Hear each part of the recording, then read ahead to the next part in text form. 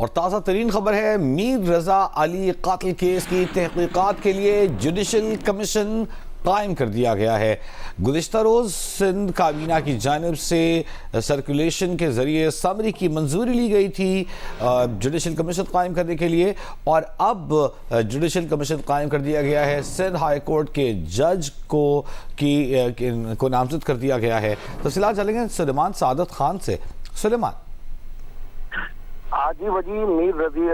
رضا علی ہیں، جن کی لاش ملی تھی گلستان جوہر سے 29 جولائی کو، اور اس میں تحقیقات ہو رہی تھی، اور تحقیقات پر جو ہے نہ اس کے گھر والے مطمئن تھے، اور جو پوسٹ مارٹم رپورٹ تھی وہ تبدیل ہوئی، پھر دوبارہ پوسٹ مارٹم ہوا، اور اس کے بعد یہ تحقیقات جو ہے وہ تذبذب کا شکار ہوئی اور اس میں بہت زیادہ ڈاؤٹس تھے۔ اس کے بعد جو ہے سندھ حکومت نے یہ فیصلہ کیا، جس پر سیکریٹری محکمہ داخلہ سندھ نے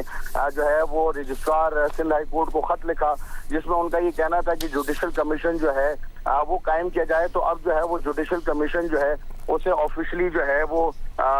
کر دیا ہے ڈکلیئر، اور یہ جوڈیشل کمیشن جو قائم ہوا ہے اسے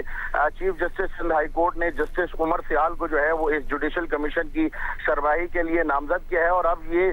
کمیشن جو ہے وہ اس بات کی تحقیقات کرے گا اور اس محرکات کو سامنے لانے کی کوشش کرے گا کہ جو میر رضا علی جو ہے ان کا جو قتل ہوا تھا، آیا وہ خودکشی تھا یا وہ قتل تھا۔ اس تمام تر تحقیقات کے لیے اب جوڈیشل کمیشن جو ہے وہ قائم کر دیا، اور اس کا باضابطہ نوٹیفیکیشن بھی جاری کر دیا گیا ہے۔ جی بہت شکریہ سلیمان سعادت خان۔ ایک جانب chief justice Sindh high court نے جسٹس عمر سیال کی سربراہی میں سنگل رکنی جوڈیشل کمیشن قائم کر دیا ہے، دوسری جانب اگر ہم دوسری جانب کا موقف آپ کے سامنے رکھیں تو سندھ ہائی کورٹ میں